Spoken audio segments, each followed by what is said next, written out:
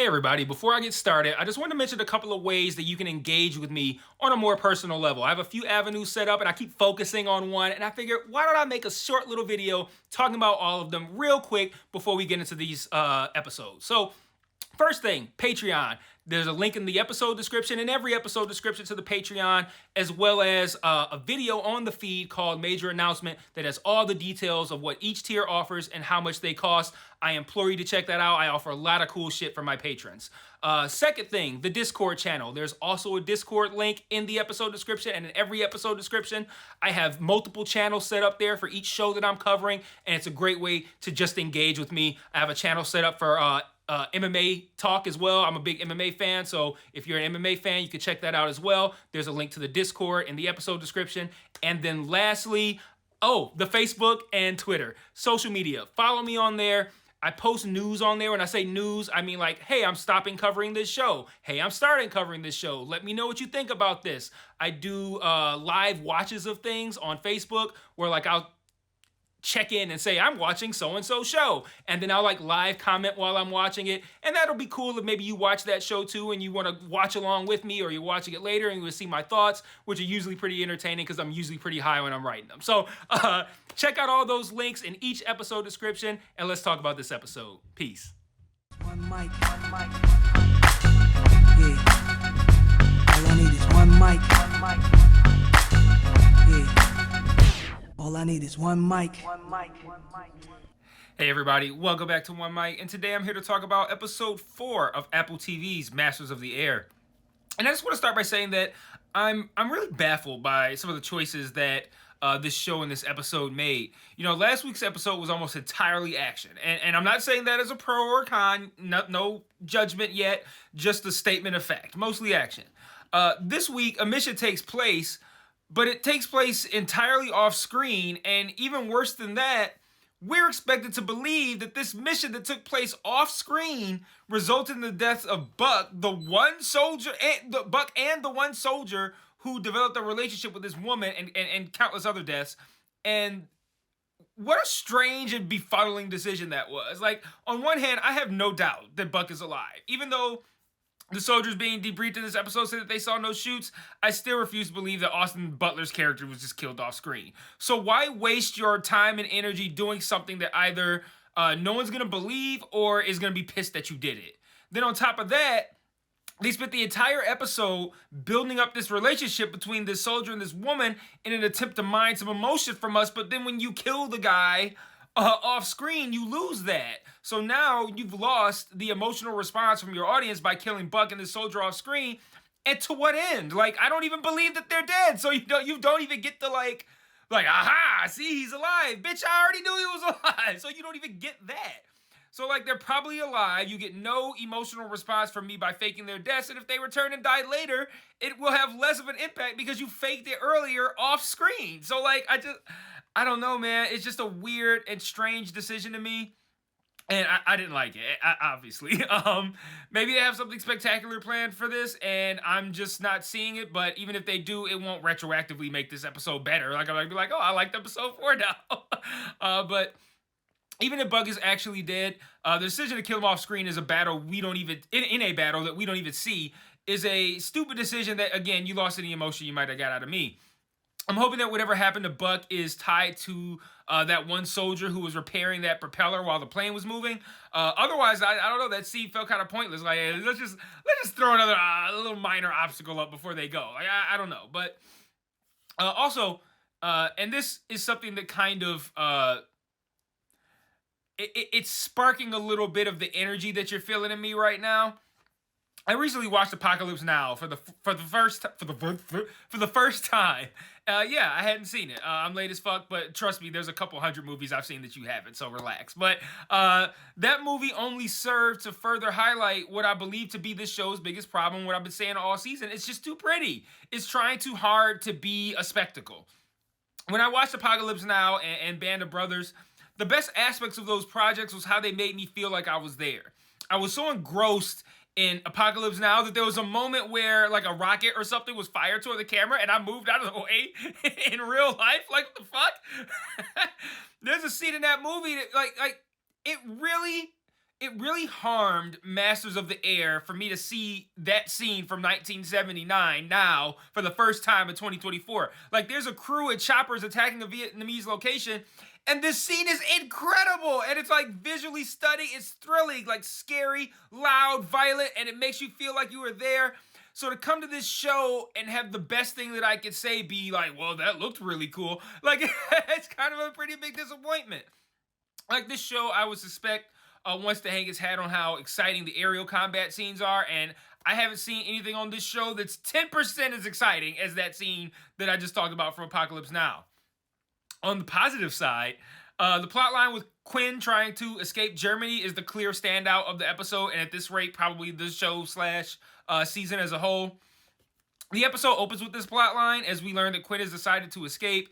He's taken to some location with 2 other guys, one of which he knows, and hit with a lot of America-based questions that are meant to prove, I guess, if you're truly American. Like, they get asked to sing the Star Spangled Banner. They even got quizzed on Babe Ruth with a trick question that didn't even work on me. I mean, then again, I am an American, so why would it? But after they leave their French resistance guides, they kill one of the other 2 guys, saying that he was a traitor. I don't know what clued them into that. Maybe it was something he said in the questioning with the Star Spangled Banner. They shot him after this whole situation with lighting a cigarette. Maybe there was something in there that gave him away. I don't know. But they were pretty sure that this guy was a traitor. I don't know if this is a mistake by them and thinking that they were clear. Them being the show. If they were clear in what happened and in how this guy gave himself up. I don't know if it's a mistake by me and I missed something. I don't know if these guys are right and the guy they killed was for sure a traitor. I hope he wasn't, but I think that's probably done. And I'm not really expecting any satisfying clarity there. But I don't know. I hope I'm not supposed to know what gave him away, because I don't. It might have been like one of the questions, like the Star Spangled Banner thing or something like that. But I certainly don't care to rewatch and find out. Also of note, as Quinn is leaving, we learn he's developed something of a relationship with that girl who lived at the house that he arrived at. Him and the remaining soldier, Bailey, they're taken to a new location with a new young woman who's to be their guide through France and into Spain. She notices a scarf of some sort on Quinn, and after his bag is searched, they find a letter that I'm assuming was written to him by the girl, and they kind of like, lay on him like, that this could go wildly bad for us if the Nazis had discovered this. But this should have been the only wildly stupid thing that Quinn did, but unfortunately it was not. Aboard the train, this woman tells Quinn and Bailey to say nothing and mimic her exactly. And then she leaves to go pee as they arrive at the train station with a bunch of Nazis standing on the platform. And, this is the kind of shit that gets on my nerves, you guys. Because, there could not be a more dangerous situation. The stakes could not be higher. One mistake results in certain death at the hands of the Nazis. Why the fuck would you leave 2 people you're smuggling alone as you pull into the station full of Nazis? It's because the show wanted to give us a scene and they didn't give a fuck how they got there. And that is almost if I could choose one thing to hone in on to say that bad shows, if you just stop doing this one thing, it'll probably help you a lot. Think about how the fuck you are going from point A to point B. Don't just go, I want to arrive here, because the audience is going to think that's really fucking cool and not give a fuck how you get there. I fucking hate that shit. You could give us that exact same scene, with no issues, by just having it happen prior to them pulling into the station. That's it. It's as simple as that. Dude comes to see the tickets. There's a misunderstanding. Quinn runs off. All of that is holy shit. We meet the new girl, Manon. I hopefully we'll learn how she was there and how she would step in when Quinn ran, but my hopes aren't really high for that explanation either. But everything can play out exactly the same, and you can get the reaction you want from the audience without me going, why the fuck would you wait till now to leave? If you just don't do that, then I don't have to have that moment.